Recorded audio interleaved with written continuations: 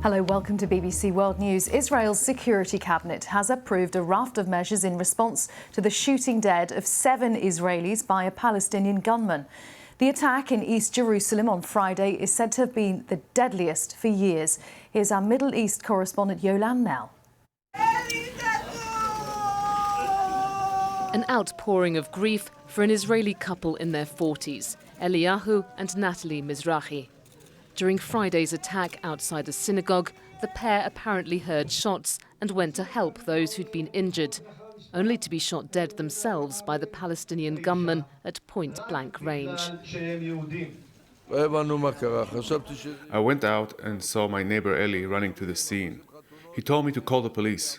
I told him not to go. He only got married a year ago. He was a good neighbor, like a brother to me. I saw him drop down from a bullet. Rest in peace, Eli.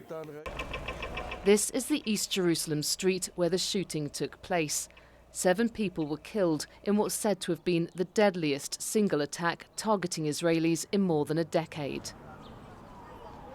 And just hours afterwards, this was the victim of another shooting, being treated by medics.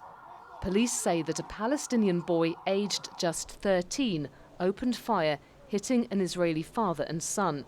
Now the Israeli Prime Minister is promising strong action. I will submit to the Security Council additional steps in the fight against terrorism. This includes significantly hastening and expediting the licensing of weapons for authorised civilians.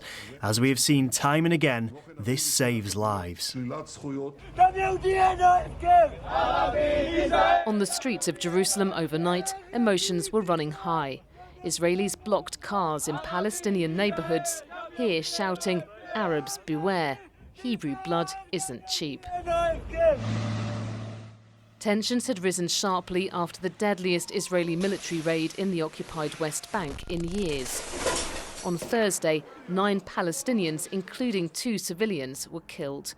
The Israeli armed forces say they were acting on intelligence to prevent Islamic Jihad fighters carrying out major attacks. In response, Palestinian militants fired rockets from the Gaza Strip. In recent months, amid rising violence, there have been repeated international calls for calm here, but they've had little impact. And now, once again, fears are growing of wider unrest. Yolande Nell, BBC News, Jerusalem. Aaron David Miller is a senior fellow at the Carnegie Endowment for International Peace. He told us more about the current level of tension. You've had a perfect storm gathering now for several years.